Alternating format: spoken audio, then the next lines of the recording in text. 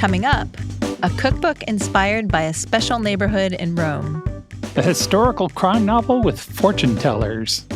Plus our distraction of the week. I'm Mel. I'm Dave. This is the Library of Lost Time.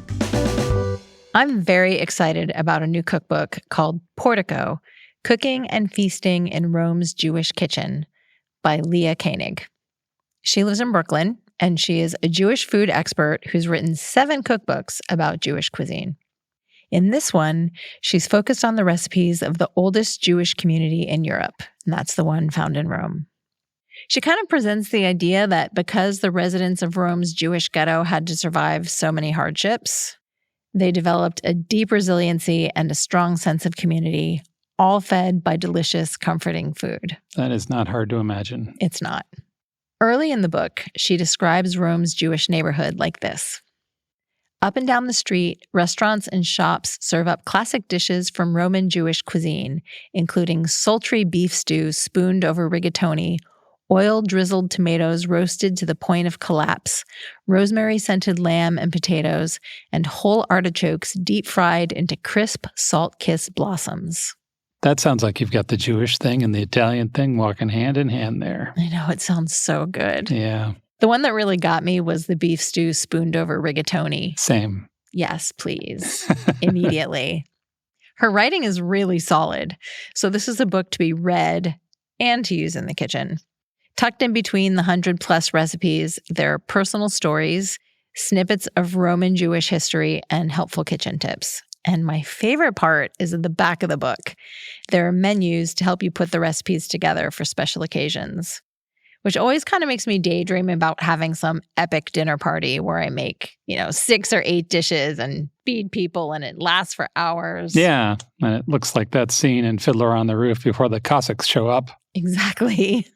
I want to try just about everything in the book, but a few recipes that caught my eye include silky marinated zucchini. Just the name. I like silky. That's thin ribbons of zucchini that are sautéed in olive oil, basil, garlic, and mint, and then marinated in the cooking oil. There's also spinach frittata with raisins and pine nuts, the braised beef stew that we already talked about, Yep. and lemony almond cake made with almond flour and sprinkled with confectioner's sugar. That sounds good. Mm-hmm. The photos make the food look so good, you want to jump into the pages and eat everything. There are also stunning images of Roman architecture and bustling food markets and real people on the streets of Rome who look like they would have the best gossip to share over a glass of wine and a little plate of something to nibble. If you want an armchair escape to a unique neighborhood in Italy, this book is a fun way to do it. It's Portico, Cooking and Feasting in Rome's Jewish Kitchen by Leah Koenig. My book is The Square of Sevens by Laura Shepard Robinson. Many of you will know whether this is your book with the very next sentence. I'm ready. The book is a historical fiction about an orphaned fortune teller named Red set in 18th century England. I'm in. Yeah. The story begins when Red is a small girl. Her mother is already dead, and her father is dying. And before he goes, he leaves Red to a gentleman's scholar. Her father also writes a document that explains a fortune-telling technique. It's called The Square of Sevens. Red grows up as a lady in Bath, England. She occasionally reads cards to amuse her friends, but pretty soon she starts wondering about her own background. Who was her mother? And how did she die? Was Mom really an aristocrat? And those questions lead her into trouble in the houses of power of Gothic London. Okay. Yeah. There's an author's note at the beginning of the novel that I love. It says, "A complete guide to the method of fortune-telling, as well as a full list of the meaning of the cards, can be found in The Square of Sevens, an authoritative system of cardomancy by Robert Antrobus, 1740. The first edition is extremely rare, but the second edition, edited by E. Arneas Stevenson, 1897, will meet the needs of any fledgling cartomancer." I like the word cartomancer. And the name Irenaeus? Yeah. Wow. I also really perked up at gentleman scholar. Yeah. This book came out in England over the summer. The reviews there called it breathtaking and a sweeping Dickensian tour de force. It just came out in the States. It's The Square of Sevens by Laura Shepard Robinson. And now our distraction of the week. The long list for the Baillie Gifford Prize for Nonfiction came out this week. This is an annual British book prize for the best nonfiction in the English language. The judging panel is a small, esteemed group of readers, and they're looking for great, true stories that are written for a general audience. There are 13 books on the long list, and I wanted to mention 4 to give you a sense of it. The first is David Grann's The Wager, a tale of shipwreck, mutiny, and murder. It tells a sea story from the 1700s. It's about 2 crews from the same shipwreck who landed in South America a few months apart. So there's a shipwreck, they separate, and then both of those crews come in at different times. Those 2 crews have competing stories about why they'd gotten shipwrecked and what happened on the island where they all took shelter. I mentioned this book in a Library of Lost Time episode back in April. I thought it sounded familiar. Yep. I suspect there's a German word for the pride I feel when someone else recommends a book I've also recommended. If you know it, let us know. It does kind of make you puff up your chest a little bit, doesn't it? Yeah. Mm-hmm. There's a book on the list called Time's Echo, The Second World War, the Holocaust, and the Music of Remembrance.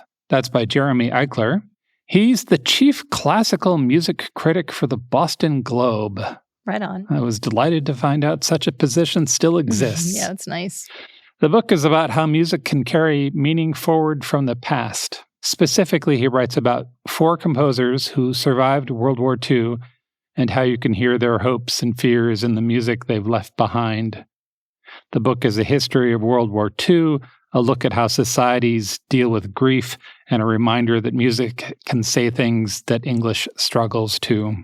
That's Time's Echo by Jeremy Eichler. One of the other nominees is a book called The Song of the Cell, an exploration of medicine and the new human by Siddhartha Mukherjee. This might be the most difficult of the books to sell to a general reader, but let me give it a shot. Cells are the building blocks of life. They are fascinating for many reasons, but one of the reasons is that they exist for themselves, but somehow come together to make all of us and everything that lives. Mm-hmm. We are, all of us, a cooperative experiment. This book is a friendly walk into cell science and a description of what the future of that field might bring. If you know someone who is suffering from cancer or autoimmune diseases or COVID, this book might bring you some more understanding about what's happening. The author, Siddhartha Mukherjee, is both an oncologist and a Pulitzer Prize winner. Wow. Yeah. That's got to be a very rare combination. I would think. He knows what he's talking about, and he writes about it well. The book is called The Song of the Cell, an exploration of medicine and the new human. The last book I wanted to mention is Ultra-Processed People, The Science Behind Food That Isn't Food. It's by Chris Van Tullochen. The author is also a doctor who's good with a story. Van Tullechen's day job is as an infectious diseases doctor at the Hospital for Tropical Diseases in London. In my head, he's House. But this book is about the food we eat, where food might have air quotes. In the last 150 years, we've started eating things people did not eat before. Sure. These things tend to have at least one ingredient that you don't have in your kitchen and come wrapped in plastic, but a complete definition is complicated. Van Tullochen calls these ultra-processed foods, or UPF. If you live in the US or the UK and you are an average eater, you get about 60% of your calories from these foods. Yikes. Yeah, and about a fifth of us get 80% of our calories from UPF. That's a lot of Ho-Hos and Doritos. Yeah. The data suggests that this is a bad idea. Mm-hmm. It makes us more likely to have cancer, metabolic diseases, and mental illness, and the whole process jacks up our society and the world at large. This book takes a look at what we eat and how we eat it and what we can do about it. It's Ultra-Processed People by Chris Van Tullochen. All of these books are the works of smart people desperately trying to bring their passion for their work to a broader audience, and then a group of readers judge them to have done precisely that. There are 7 more titles that are on that long list. The winner of the Bailey Gifford Prize will be announced on November 16th. Visit strongsenseofplace.com/library to get the complete list of nominees for the Bailey Gifford Prize and to learn more about the books we discussed today. Thanks for joining us in the Library of Lost Time. Remember to visit your local library and your independent bookstore to lose some time yourself. Stay curious. We'll talk to you soon.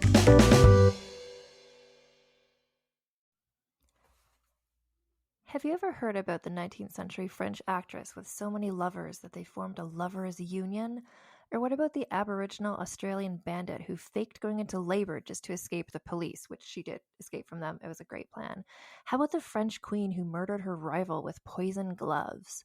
I'm Ann Foster, host of the feminist women's history comedy podcast, Vulgar History. Every week I share the saga of a woman from history whose story you probably didn't already know, and you will never forget after you hear it.